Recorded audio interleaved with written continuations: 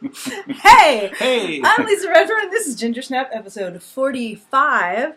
And I'm here in Bath with writer and cartoonist Michael Tucker. And we're feeling very extra smart today because we both have our glasses on. Well, when we put the glasses on, our IQ goes up like 20 points. Yeah, and I just felt smarter. Right. So, yeah. These are my Morrissey glasses, actually. It's like when I put these on, I think of Morrissey and stuff. So Good. Yeah. So where can the people out in Etherland find out more about Michael Tucker?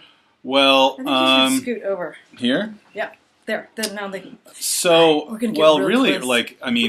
there's Facebook, but I only have like 200 something friends. So there's Okay, Twitter. You could follow me on Twitter. Is that when you say the ether? Is that what you mean? The Etherland out there. Right. So MRM Tucker at whatever it's at MRM Tucker, right? Twitter. So what I try to do is, like, when I draw my goofy little cartoons, I try to tweet them, and then I also put them on Facebook. People have said that I should probably, if I really want people to see them, I should make them public. Yes, you should. But you should right now, they should be in a collection. They will be at some point. In a well, collection, I hope so. I mean, I hope they're going to be in the pages of the New Yorker someday. Well, that's what my I goal. meant. Yeah, right, like a big, thick, like coffee table I book. meant when the New York Times does a collection of Michael Tucker's. That's what I meant. Yeah. Well, it's funny. I did like a rough count the other day, and I have like 500 or something that I did in the last couple months. Yeah, like a chapbook. Right. Well, that's a poetry term, but chapbook, right? Chapbook. Right. Chappy. Right. All right. Cool. Or we'll come back around to that. So okay. Have you been drawing?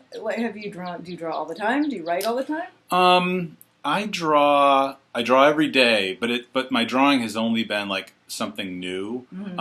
It really all started with me trying to win the caption contest of the New Yorker. So really? Oh, wow. So the New Yorker has every issue. They have somebody who draws a cartoon but leaves the caption blank. So that's great. you go online and you fill out what you think the caption should be. Roger Ebert, the famous movie critic, he tried for like 30 years or something, and then he finally got either he was a finalist or a winner. So I'm like, well, if it took Roger Ebert that long, like I have to be kind of realistic. so then it got me thinking, and one thing led to another, and I just started drawing my own cartoons. I drew a lot as a kid. My mom, whenever she gave like a birthday gift to me or my cousins or whoever, it was always like a white pad of paper and markers. Oh, that's of course, great. we didn't have all the fancy stuff like we do now, and so you had to be creative. Yeah. And I took art lessons as a kid, but then you grow up and you kind of lose touch with all the stuff that you did as a child. Yeah. So the whole thing with the caption contest and then me starting to draw these little cartoons, it just started to take off. And some days I'll do like 10, and mostly they're just like little sketches that I do quickly, like on my lunch break or before bed or something. Yeah. So, but it's just it's weird. Like if you had told me like 6 months ago that I'd be drawing all these corny, funny cartoons, I'd be like, no, that's not who I am. But then once it comes like pouring out, you can't stop it, and it just feels really good to be creative and to make people laugh, which I was never funny as a kid, and so it's really amazing that people are laughing now. So. I always think of you as funny. I mean, I've only known you for, I guess, 7 years or so when I moved back to Maine, but I always think of you as funny. Okay. You are funny. I think you're naturally funny. Thank you. And the cartoons are really funny, and your writing is really funny. So, stay tuned for more funny Michael Tucker stuff. Isms. Yeah. Yeah. All right. When did you're from upstate New York, right? I'm from Syracuse. Yep. Syracuse. When did you first come to Maine? It's weird. Like, I moved to Maine twice. Actually, my wife Heidi, we were living in Washington D.C. That's where we met, and we wanted to get out of D.C. and we moved to Maine, where she went to high school and where her parents lived. So we moved to Camden, and we worked like 3 jobs each, and we lived there for a few years. We rented a little apartment, and then we kind of just like. We're like, Maine is so boring. We need to leave. We need to go somewhere where there's like excitement, So we moved to like where I lived, where I grew up, upstate New York, and we started working for the chain Barnes and Noble. And we lived in Syracuse, we lived in Ithaca, we lived in Rochester, we lived in Buffalo. Wow. And we just kept kind of moving around, and then we kind of got sick of that lifestyle. Mm-hmm.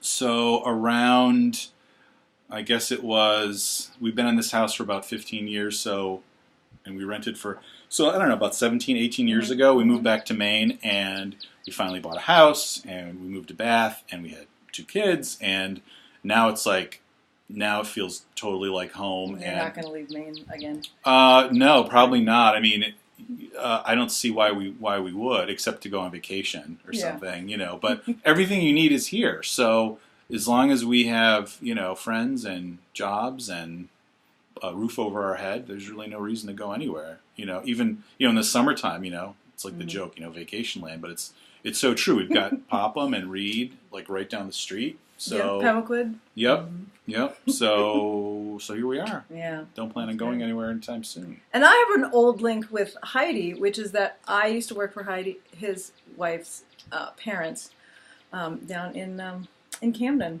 Right. For the surprise. Weren't you a ticket seller? I sold tickets, and they would ask things like, "What do you do with the island in the winter?" Right. Right. How long's the 2-hour sail?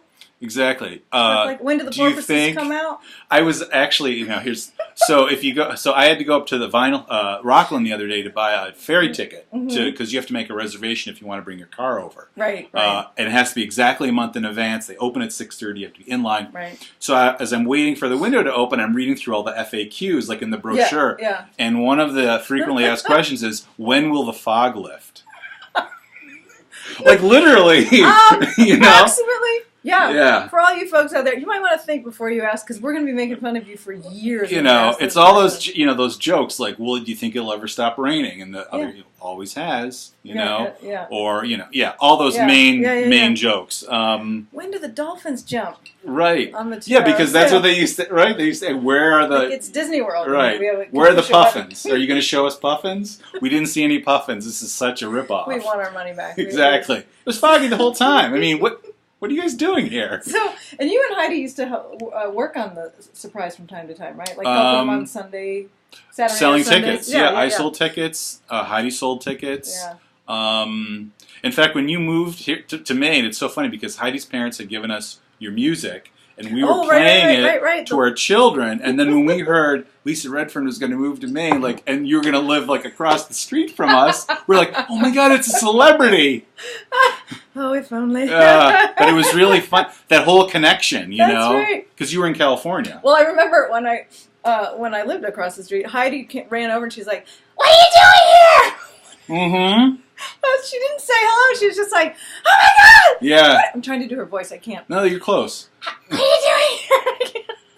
It's more of a Demi Moore kind of scratchy, sexy voice. It's a little more sexy. No, it's all right. What are you doing? Can't do it. Anyway, hello to Jack and Barbara. Yeah, they're retired now. They're enjoying themselves. So. All right. So, okay, moving on. Do you know your first word? And if you don't, what do you suspect it may have been? My first word? Yeah. It probably was Mama or Dada. Yeah. Like everybody's. But I do have a funny picture of myself as 2 years old drinking the backwash out of my grandfather's Genesee beer bottle. Which probably, portent, right? Yeah, I know. Probably, sign of things to come. But, probably I would probably say that. Otherwise, my parents would have told me otherwise, I would think, Yeah. All right, that brings us to, I looked in my baby book and my first word was cookie, so we're going to have, that's my excuse. Right. Awesome. So this is a snickerdoodle and this is a chocolate chip. We cut them in half. These are from, we're going to have a little bit of each. Yeah. These are from the Union Street Bakery and Cake Shop in Brunswick. I usually go to Maze, just FYI, when I'm in Bath because it's Bath and it's Maze. But they were closed. So, anyway. This is really good for gluten-free. No, this one's good. I mean, I don't mean that sarcastically. No. I totally agree. Okay, now I'm going to have some of the... Oh, baby. Mm-hmm. And thank you for bringing the cookies because I never have cookies, especially in the middle of the day. Yeah, I'm going to have... That's a good time to have them. Okay, so Yep. While we're chewing, did you have a car in your childhood that was really cool that if you could get back, you would? Oh my Or God. in your adolescence? As soon as I'm done chewing, I'll tell you about No, don't let that stop you. the VW Rabbit diesel. Oh, yeah.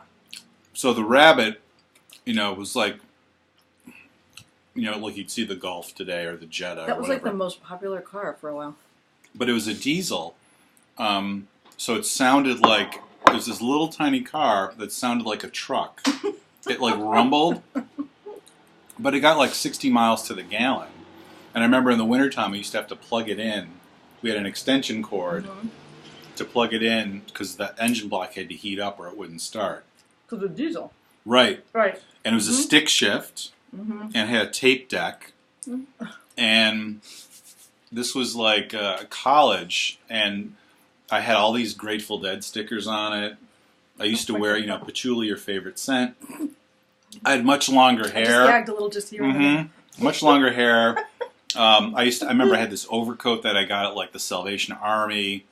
I was like this, like kind of like bohemian. I thought I was like this bohemian, but that car was just, you just couldn't kill it. I mean, I think it had over 200,000 miles when we finally got rid of it. But I would love, whenever I see an old, there's a guy at work that has one, a light blue Rabbit diesel, and his also has dead stickers on it too. Oh, I think it's like a thing. So I would definitely take that car back if I could. Okay. And it was beige, which was like this really horrible beige color. But boy, it was a great car. What it was like That's quite a comment. Oh my God. All right. So moving on to books. Is there a book you have read in the last couple of years that you love, that you have recommended? And if you don't want to answer that one, you can just like think of the first couple books that come to your mind. That I actually have a book over there. Can I go get it? Yeah. All right. Michael's now going over to his couch table. So this book here. It'll turn up backwards, but that's okay. Oh, well, no, it's psychedelic, so it doesn't really matter. I do read. I've read a lot of books. I mean, I'm always reading something. Yep. But this one I finished in about 3 days. It's called Heads by Jesse Jarno, who's a DJ in New York City, and he's also just like this prolific writer. And I don't know if you can see the. It'll come out upside. The subtitle is A Biography of Psychedelic America. And so what he tries to do in this book is tie together like the Dead and psychedelic drugs and computer culture and Silicon Valley